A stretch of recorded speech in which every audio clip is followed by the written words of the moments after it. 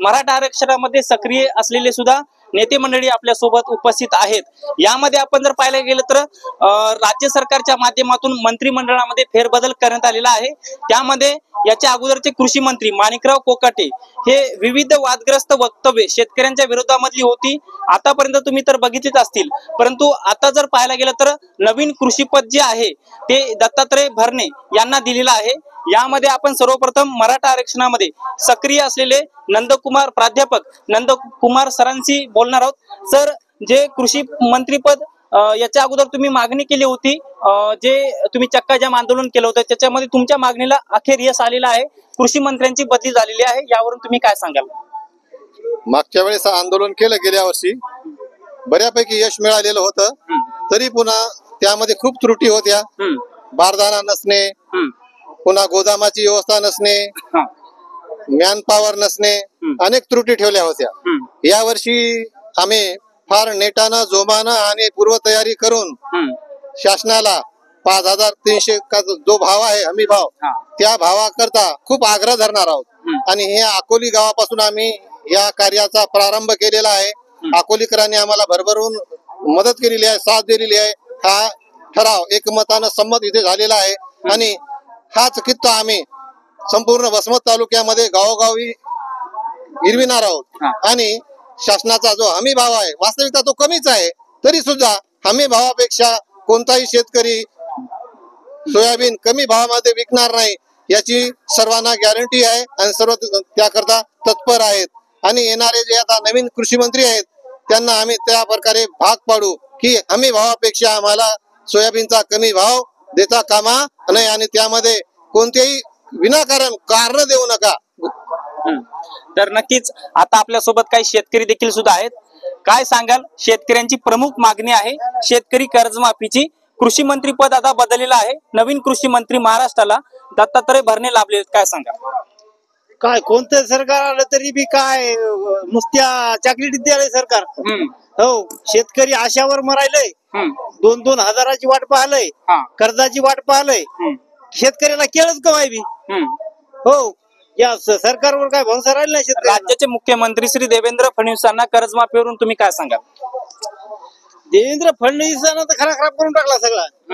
हो, याच याला ने, त्याच त्याला ने, याच याला ने, शेतकऱ्याला जाग्यावर ठुलय। माणिकराव कोकाटेंना बदलण्यात आलेलं आहे, त्यांना दुसरं खातं दिलेलं आहे आणि दत्तात्रय भरणेंना कृषी पद दिलेलं आहे, यावर तुम्ही खुश आहात का? आता काय सांगू, आता ते आलंय पदावर, मग आता काय करते कोणाला? हो, आता त्याची काय गॅरंटी आहे? नाही, अगोदरही शेतकऱ्यांची मागणी होती ना, कृषी मंत्री म्हणून जे माणिकराव कोकाटे त्यांना पदावरून काढून टाकलं पाहिजे। अहो, त्याला काढून टाकलं माणिकराव कोकाटेला, ते बरं झालं। माझा हे साहेब आले आता येणे बी काय काय शेतकऱ्याला देतात, काय आता यायचं काय सांगावं? तर नक्कीच अजूनही आपल्यासोबत काही शेतकरी आहेत। नेहमी आपण जर पाहायला गेलं तर शेतकऱ्यांच्या मागणीसाठी सकारात्मक असलेले जुनेद पठाण आपल्या सोबत आहेत। कृषी मंत्र्यांना तुम्ही याच्या अगोदर सांगितलं कृषी मंत्र्यांची हकालपट्टी करा, तर खरंच सरकारने हकालपट्टी केलेली आहे, त्यावरून काय सांगाल? जे आम्हाला नवीन आमच्या राज्याला कृषी मंत्री लाभलेले आहेत, आम्ही ईश्वरचरणी अशी प्रार्थना करतो की यांना सामान्य शेतकऱ्यांची कडकड असली पाहिजेत आणि जे सामान्य शेतकऱ्यावर बितत आहे याची त्यांनी जाण ठेवून शेतकऱ्यांसाठी त्यांनी चांगलं कार्य करतील, हेच आम्ही ईश्वरचरणी प्रार्थना करतो। बरं, राज्याचे मुख्यमंत्री श्री देवेंद्र फडणवीसांना कर्जमाफी संदर्भात काय सांगाल? कर्जमाफी अत्यंत गरजेची आहे। पहा, सामान्य शेतकरी आज मेटाकुटीला आलेला आहे। गेल्या वर्षी जे उत्पन्न आहे शेतकऱ्यांना खर्चापेक्षा कमी झालेलं आहे, त्यामुळे शेतकरी कर्जबाजारी झालेला आहे आणि सरकारने लवकरात लवकर कर्जमाफी करणे गरजेचं आहे। याचबरोबर आम्ही आजपासून शिंग फुकलेले आहे की तालुक्यातील प्रत्येक शेतकऱ्याच्या घामाला योग्य दाम मिळालं पाहिजेत। आज आम्ही इथं शपथ घेतली तुमच्या समोर, एकच सर्व आम्ही शेतकऱ्यांची एकच आण आहे की आमच्या घामाला योग्य दाम भेटणं फार गरजेचं आहे। त्यासाठी आम्ही जे उद्दिष्ट समोर ठेवलंय की तालुक्यातील प्रत्येक शेतकऱ्याचं माल हमी भाव केंद्रात तोलल्या गेलं पाहिजेत। त्यासाठी जे जे काम करावं लागतील ते काम सारे शेतकरी बांधवांनी केले पाहिजेत। आम्ही प्रत्येक गावात जाऊन त्यांना ई पीक पाहणी करणे, जसं ऑनलाईन जसं की पेरा मांडणे आहे, त्याच्यानंतर जेव्हा नाफेड खरेदी केंद्राची नोंदणी चालू होईल त्यावेळेस आम्ही त्यांना सांगू बाबा आता आपली नाफेड केंद्राची तयारी झालेली आहे, चालू झालेली आहे, तुम्ही नोंदणी करून घ्या। आणि जे उरलेलं रस्त्यावरलं जे आहे ते रस्त्यावर वरलं जे लढाई आहे लढण्यासाठी स्वाभिमानी शेतकरी संघटना नेहमी तत्पर आहेत. आमच्या सोबत जे आमचे मार्गदर्शक आहेत दासराव कातोरे मामा असू द्या, माधवराव असू द्या.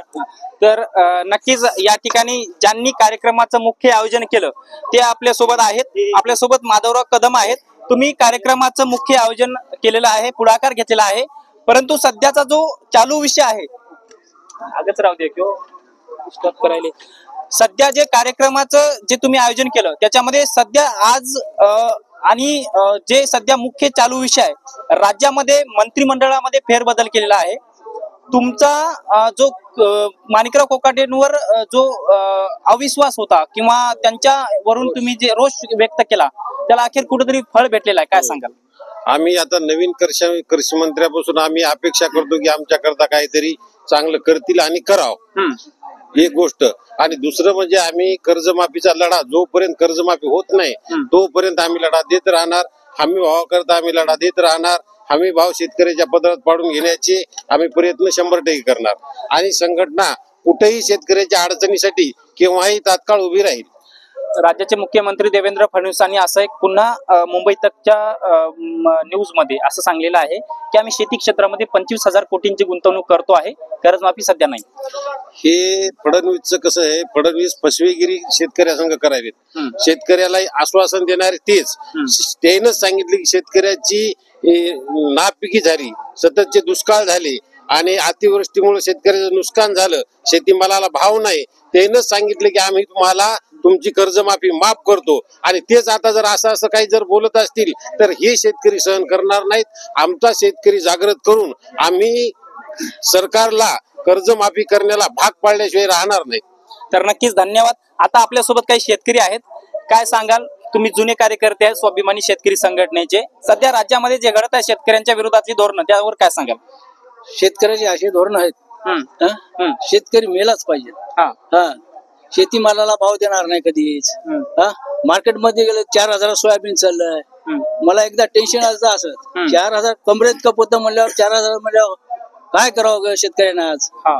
त्यावेळेस काय झालं, मी संघटित झालो. शेरोज जशी एक कार्यकर्ता भेटला आपल्या गावातला, त्यानं चला म्हणले आपण फिरायला जाऊ. त्यावेळेस काँग्रेसचं वारं होतं. काँग्रेसच्या वारामध्ये काँग्रेसला काय होतं, धडाधडपत्र उपसायचे लोकांचे. त्या काळामध्ये कोणाचंच काही ठेवायचं नाही, अकाउंटला पैसे जमा नसायचे. त्या पावत्या डुप्लिकेट द्यायच्या त्यांनी. त्या डुप्लिकेट पावत्या, माझं कर्ज होतं सोसायटीचं माझ्या वडिलाच्या नावावर. मग आम्ही 2-4 जण मिळून ती सोसायटीमध्ये हे केलं, दाखल केलं. जास्त नावाचा माणूस होता तिथं. 75ला काय झालं, गाडीच खपली त्यानं, कोण शिवानंद नावाच्या माणसानं सिक्युरिटीनं. पाहिलं मी, ऑडिट केल्यावर ते 75ला 2 गाड्या कापसाच्या. त्यांनी काय केलं, काय पावती नाही, काय नाही, काहीच नाही, पैसे काटले सुद्धा नाही. वरच्यावरी हातावर त्याने उचलून घेतले. मग एक वेळेस 200 रुपयाचा कापूस झाला फक्त त्या काळामध्ये. 2 रुपये किलो साखर होता मोराच्या काळामध्ये. शेतकऱ्याला ऊस फुकून द्यावं लागले त्या काळामध्ये. अशी परिस्थिती निर्माण झाली त्या काळामध्ये काँग्रेसच्या झाल्याच्या नंतर काय, माझ्यावर होतं 6,000 कर्ज सोसायटीचं कर्ज 6,000 असताना काय झालं, 12,000 झालं. मी शरदविषयीचा कार्यक्रम ऐकला. आम्ही 2-4 जण गेलो. विनायक पाटील म्हणून त्यांनी मला नेलं याच्यामध्ये शरदविषयीचा कार्यक्रम ऐकायला, फिराय म्हणून गेलो. तर पाहिलं स्वतःच्याच नावावर 12,000 कर्ज झालेलं एका वर्षाचं. मी कार्ड ठुळं. सध्या जी तुमच्यावर जी कर्ज आहे किंवा राज्यातल्या संपूर्ण शेतकऱ्यांवरती कर्ज आहे, बरोबर आहे, सरकारला किंवा शासनाला तुम्हाला काय सांगायचं?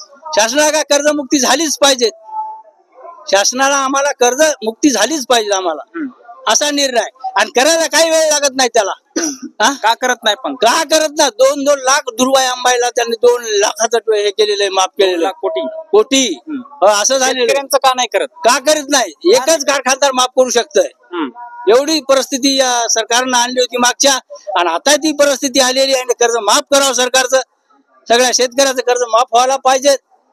खंबीरपणाने आपण संघटनेत राहिलं. दासरावचे कातुरे होते, दासराव कातुरे सुद्धा आम्ही होतो. मी आरळला मिटिंगला जायचा. तर नक्कीच आपण या ठिकाणी पाहू शकतो, जे काही अकोली गावामध्ये कार्यक्रमाचं आयोजन केलं होतं स्वाभिमानी शेतकरी संघटनेच्या वतीनं, संपूर्णच पदाधिकारी कार्यकर्ते या ठिकाणी उपस्थित झाले होते. त्यामुळे या माहितीसह मी तुर्तास इथेच थांबतो. तोपर्यंत आपल्या सर्वांचे मनापासून धन्यवाद.